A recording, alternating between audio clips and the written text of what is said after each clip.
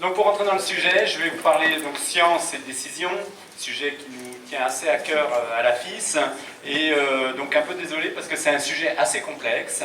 Je vais balayer à peu près, pas tous les sujets, mais toute une série de thématiques autour de ça, donc forcément dans le temps imparti, je ne vais pas aller au fond des questions.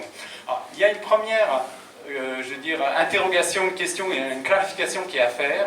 Quand on parle de science, il faut préciser de quoi on parle. Parce que très souvent, dans des tas de controverses de débats, on invoque la science, mais on mélange plein d'aspects de la science qui rend le débat complètement obscur, et c'est particulièrement vrai si on s'intéresse au rapport entre science et société. Alors, je vais donner un certain nombre de définitions de la science, dire laquelle je retiens pour ce débat-là, mais c'est fondamental. Donc la science, c'est d'abord des connaissances scientifiques. J'y reviendrai, mais c'est celle qu'on acquiert sur le monde qui nous entoure, je vais en dire quelques mots après. C'est la première définition. La deuxième, c'est les applications de la science, c'est-à-dire, je sais pas moi, les scanners, la bombe atomique, les OGM, notre téléphone portable, etc., etc. Donc j'ai mis des petits dessins derrière qui illustrent ça. Et pourquoi c'est important, juste, je reviens un peu un cran en avant, de distinguer les différentes facettes de la science, c'est pour éviter de faire critique d'une facette de la science pour dire que c'est la science qui est en cause. Donc il y a des gens qui vont dire la science c'est dangereux parce que c'est la bombe nucléaire.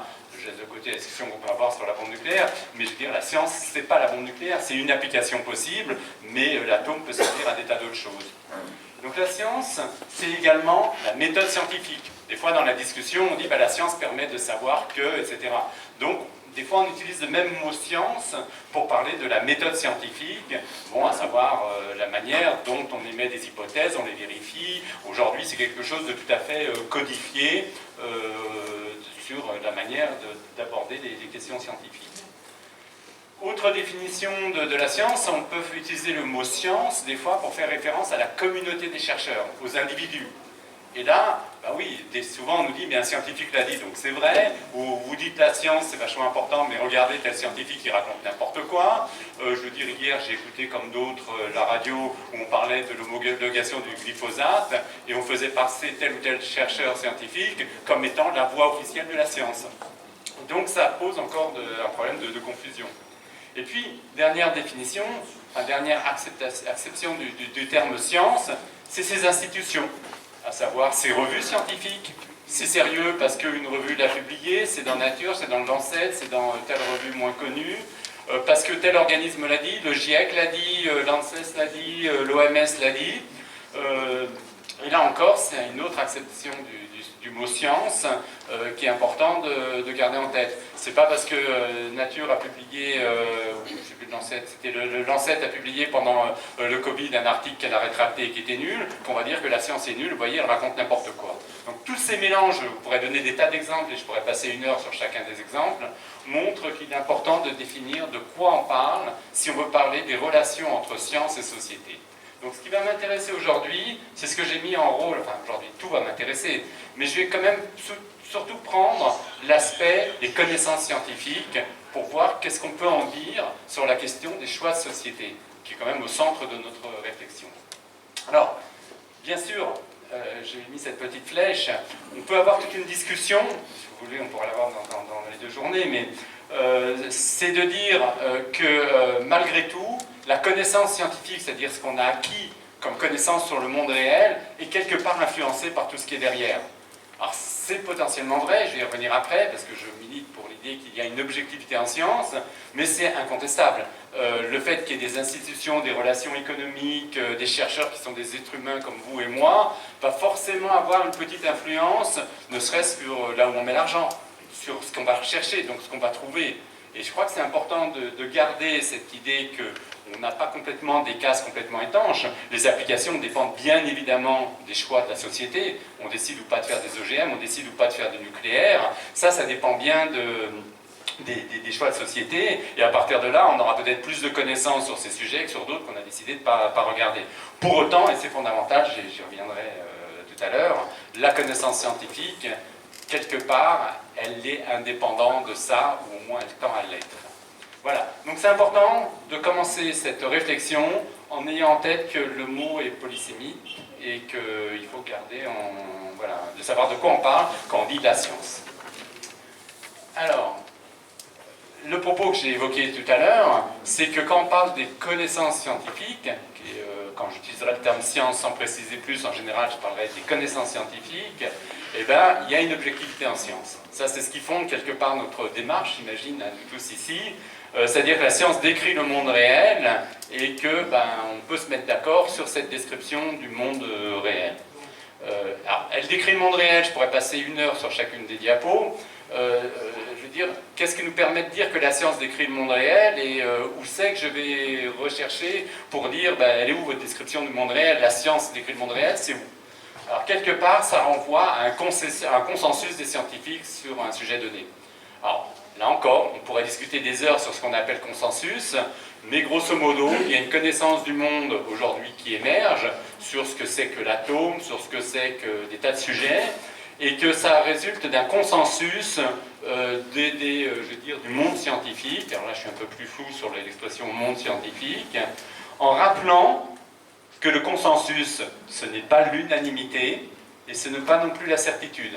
On peut tout à fait avoir un consensus pour dire on ne sait pas. On peut tout à fait avoir, je veux dire, un non-consensus, c'est-à-dire il y a une majorité de gens, mais c'est discuté, sur un sujet sur lequel on est sûr ou on n'est pas sûr. Donc les deux dimensions que j'ai repérées un peu sur le petit graphique en bas à droite, sur le niveau d'accord et le niveau de certitude, sont deux dimensions qu'il faut garder en tête. Et ce petit diagramme, il est issu d'un rapport méthodologique du GIEC, mais il me paraît tout à fait intéressant. Lisez les rapports du GIEC, vous allez voir que sur des tas d'affirmations, il y a écrit degré de certitude et degré de consensus quelque part. Et je crois que c'est important d'avoir ça, c'est-à-dire la science décrit le monde réel, cette description, elle découle d'un consensus quelque part des scientifiques, mais le consensus, contrairement à l'idée populaire, c'est pas tout le monde est d'accord et ils sont certains. Et voilà, c'est un peu subtil, mais il faut complètement l'avoir en tête. Et c'est ça qui... Voilà, il existe donc bien une objectivité en science quand on parle des connaissances scientifiques sur différents domaines. Et du coup, c'est le premier propos qui me paraît important dans cette discussion sur les rapports entre science et société. C'est les connaissances scientifiques, au sens où je t'ai rapidement défini en introduction, elles sont quelque part neutres. Elles ne sont ni bonnes ni mauvaises. Elle se contente, la nature n'est ni bonne ni mauvaise, elle est juste là, elle se contente d'être. Et ça, c'est quelque chose de fondamental. Si on dit, alors je peux illustrer sur des tas d'exemples, mais si on dit, moi je sais pas, le nucléaire, l'énergie nucléaire n'émet quasiment pas de CO2, c'est comme ça. On aime, on n'aime pas. Après, ça ne veut pas dire qu'il faut faire du nucléaire, il ne faut pas en faire. Si, voilà, toutes les affirmations, je prends celle-là parce qu'elle est très controversée, mais les affirmations de la science, on peut en prendre d'autres, des très, très controversées, que le cerveau des êtres humains, par exemple, entre hommes et femmes, n'est pas rigoureusement identique. C'est un fait, je veux dire, mais l'importance de ces différences, ça se discute. Et puis surtout, savoir si sur cette base-là, on va faire des discriminations entre hommes et femmes, c'est une question sociétale, c'est pas une question de la science. La science, elle est neutre là-dessus, elle dit, voilà, les choses sont comme ça. Et je crois que c'est important d'avoir ça en tête. La science s'intéresse aux faits, mais ne donne pas de conclusions, de conséquences en termes de choix de société. Alors on a une formule qu'on aime bien à la FISM, enfin je suppose partagée par bon nombre d'entre vous ici. Du coup, la science dit ce qui est, elle s'intéresse aux faits, voilà, donc on le fait nous sur des tas de sujets que vous avez vus dans Sciences et Pseudosciences, sur les OGM, sur le nucléaire, sur l'homéopathie, je reprendrai l'exemple de l'homéopathie, sur le glyphosate, sur tout ça. Elle dit un certain nombre de choses, avec son niveau de confiance, avec ses incertitudes, avec tout ce qu'on veut. Et voilà, elle dit ça, mais elle ne prescrit pas, elle ne dicte pas ce qui en découle, parce que ça c'est affaire de valeur. Et ça, c'est fondamental de garder cette différence. On a rajouté depuis 1 an sur Sciences et Pseudosciences, pour ceux qui sont abonnés et qui sont attentifs, un petit formule en haut à gauche qui dit l'éclairage scientifique des faits de société, ou un truc comme ça. C'est vraiment pour dire ça. La science, elle dit simplement ce qu'elle sait de la nature, ça ne va pas plus loin, et donc elle ne prescrit absolument rien sur les choix de société. La science éclaire aussi, je veux dire, le monde réel en distinguant ce qu'est le danger de ce qu'est un risque. Bon, je suppose que vous êtes familier ici, mais bon, on dit simplement un danger caractérise l'impact potentiel d'une substance ou d'une situation, mais le risque qu'on prend, il dépend de l'exposition. Hein, on prend souvent des tas d'exemples. Enfin, un lion peut être très dangereux, mais enfin, si vous le voyez aux eaux de Vincennes à travers une cage, le risque est assez faible, mais le même lion dans une forêt, si vous êtes nez à nez, le risque est fort. Donc la notion de danger dépend de l'exposition. Donc une fois qu'on a dit ça, ben, on retrouve la discussion aujourd'hui sur le glyphosate, sur quel est le danger du glyphosate et quel est le risque, où il y a bon, les controverses que vous connaissez. On l'a sur les antennes relais. Le risque des antennes relais, bah, je dirais quand même ce que dit la science, c'est qu'il n'y a pas grand-chose. Alors on pourra prendre toutes les controverses qu'il y a eu récemment sur l'iPhone et qui montrent comment on peut s'emballer si on ne regarde pas ce sujet-là. Et puis la troisième image illustre bien sûr les vaccins, où encore une fois la science dit ce qu'il en est sur le risque, sur le danger, mais elle ne dit pas quelle est la politique vaccinale qui doit être adoptée dans tel ou tel pays. Je vais y revenir. Et puis dans les derniers exemples, on peut prendre des OGM. La science dit ce qu'il en est sur tel ou tel OGM, sur son danger, sur son, voilà, le risque qu'il peut représenter, ou au contraire le bénéfice, ou l'homéopathie. J'ouvre une petite parenthèse parce que c'est un sujet qu'on connaît bien en général ici sur la question de l'homéopathie. Tout ce que la science dit, c'est que grosso modo, pour faire simple, il n'y a pas d'effet des petites molécules, des petites granules homéopathiques en dehors d'un effet placebo. Elle ne dit pas plus que ça, la science. Elle ne dit pas qu'il faut rembourser, pas rembourser, etc. Décider de rembourser, c'est une discussion politique. On peut tout à fait décider de rembourser l'homéopathie pour plein de, entre guillemets, bonnes raisons, c'est-à-dire des raisons qui ne dépendent pas de la science. On peut la rembourser parce qu'on estime que les gens le veulent. Bon, bah, c'est un choix politique, vous avez votre bulletin de vote après pour vous prononcer. Enfin, la science, elle est neutre là-dessus. On peut le rembourser parce qu'on pense que c'est utile à l'économie d'avoir un petit industriel à Boiron qui emploie des gens. Pourquoi pas? Par contre, si on dit il faut rembourser l'homéopathie parce que ça marche, ben là, il y a une instrumentalisation de la science, parce que la science ne dit pas ça. Et je crois que ça, c'est un peu c'est une illustration sur un sujet qu'on connaît bien.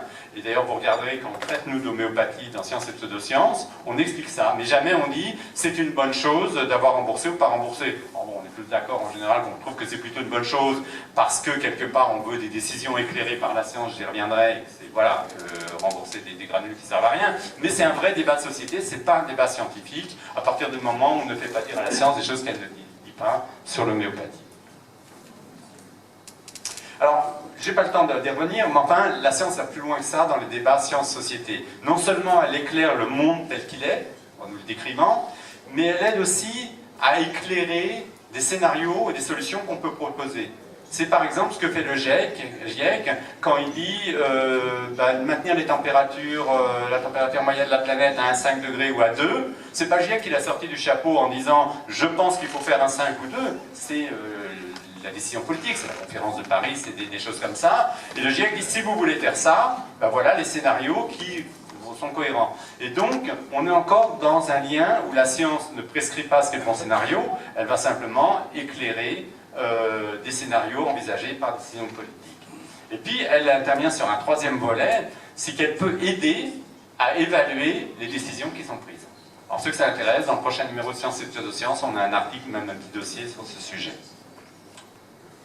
Voilà, et donc on en vient sur l'autre volet, donc la science éclaire le monde, elle dit ce qui est, mais elle ne dicte pas ce qui doit être. Donc la décision, je vais en dire quelques mots maintenant, eh ben, elle est affaire de valeurs. Alors les valeurs, on peut en discuter des heures, c'est quoi la définition, qu'est-ce qu'on appelle valeur? Bon, je pense que tout le monde intuitivement voit bien ce dont on parle, mais grosso modo ça intègre toutes ces dimensions. C'est-à-dire qu'une décision, bien sûr, idéalement elle devrait se faire en connaissance de cause sur l'éclairage scientifique. Par exemple, je décide de ne pas rembourser l'homéopathie parce qu'il n'y a aucune efficacité prouvée, mais je vais le décider aussi en fonction de pas mal de choses. Décision politique. Est-ce que j'estime, moi, le politicien qui prend la décision, que c'est accepté dans la société? Des notions juridiques. Comment ça se passe? Est-ce que j'ai le droit de rembourser, pas rembourser selon tel critère? Des notions éthiques. Est-ce que je rembourse ou pas en fonction de gens qui sont convaincus que ça marche? Enfin bon, voilà. L'opinion publique, je dois me faire réélire dans 1 an ou 2, est-ce que c'est une bonne idée de le faire? Là-dessus, la science, elle n'a pas grand-chose à dire. Économique, j'en ai parlé, Boiron, sociologie, voilà.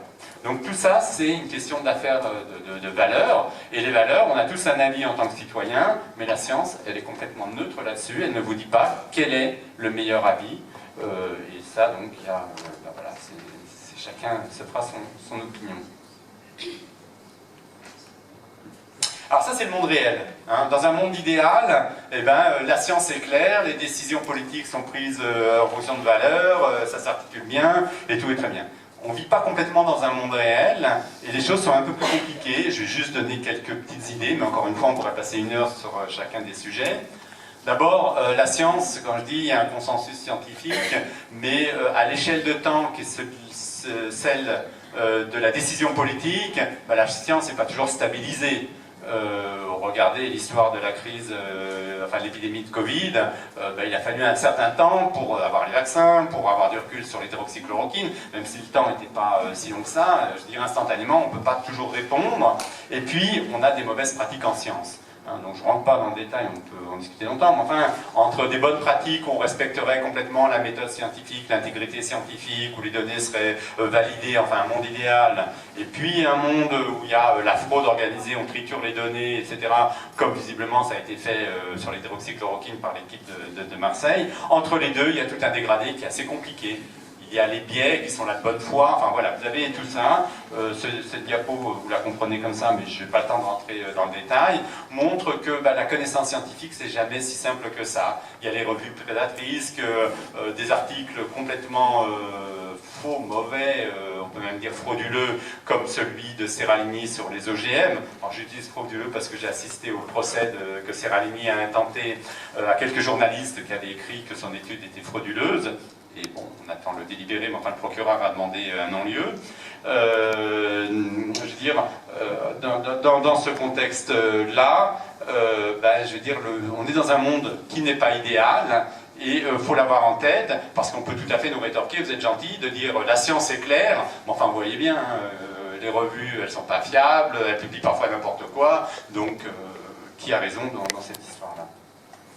Et le monde n'est pas idéal, parce que bien sûr, la science devient un enjeu, et donc il y a une instrumentalisation de la science, de plein de points de vue. J'ai mis à gauche pour illustrer les enjeux économiques, et donc c'est toute la fraude qu'a organisée l'industrie du tabac pour cacher les méfaits de ces produits, en vraiment manipulant la science, en payant des scientifiques, en inventant des fausses études, a été condamné quand même une des plus lourdes de peines de plusieurs milliards de dollars, et a été condamné en particulier à mettre sur la place publique tous ces documents internes qui permettent encore aux chercheurs de trouver des tas de choses. Donc il y a bien sûr l'instrumentalisation de la science pour des intérêts économiques, et on peut montrer des tas d'autres exemples qui sont là.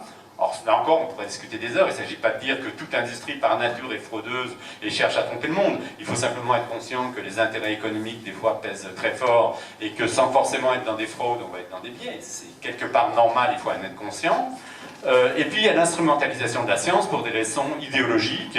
Et là, j'illustre sur la fameuse étude que j'ai évoquée tout à l'heure, sur les OGM, soit entre guillemets des poisons, une étude qui a été rétractée, produite par Gilles-Éric Seralini, qui était un fervent détracteur des OGM. Donc, le monde réel n'est pas parfait pour ces raisons. Il y a des liens d'intérêt économique, idéologique, et donc fait que tout ça n'est pas aussi simple. Et je rajoute un dernier point avant de conclure. Une fois qu'on voit ça, on voit que les rapports entre science et société, c'est quelque chose de compliqué.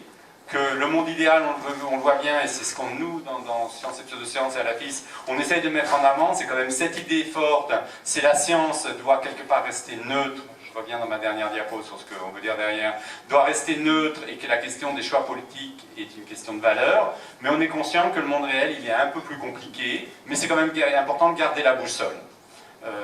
Dans le prochain numéro Sciences et Pseudosciences, justement, on a un article qui revient sur ce sujet, que c'est pas aussi simple que ça.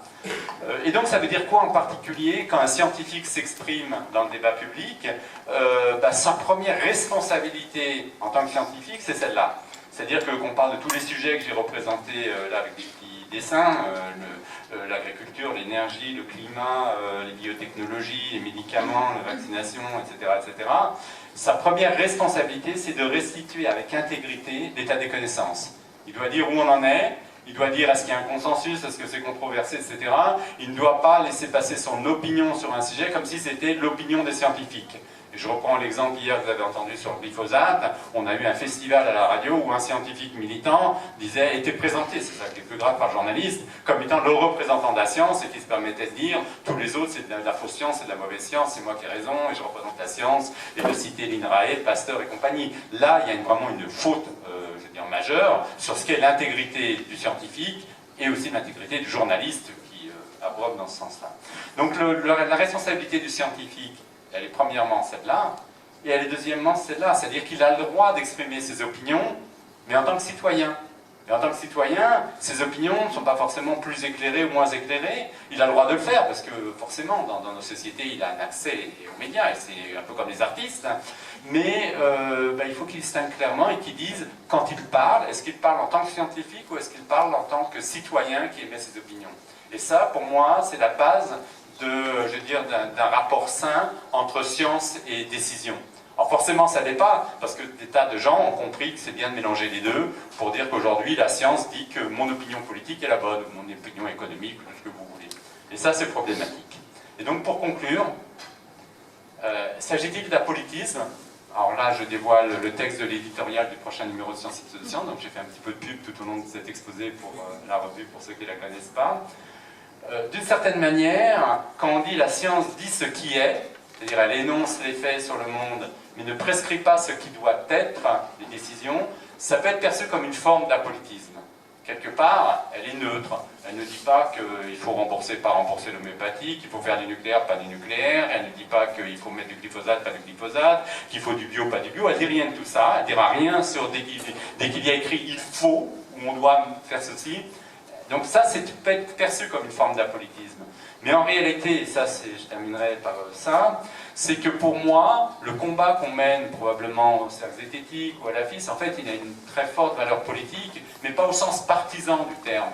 C'est-à-dire qu'on ne milite pas pour un modèle de société qui serait tel type d'organisation économique ou je ne sais pas trop quoi. Ça, chacun est libre de le faire. Et en tout cas, à la FIS, on a tous les bords politiques qui sont là. Il y a des gens qui n'ont pas forcément d'opinion tranchée. Mais par contre, ce combat, il est quand même porteur de valeurs, donc, qui ne sont pas dictées par la science.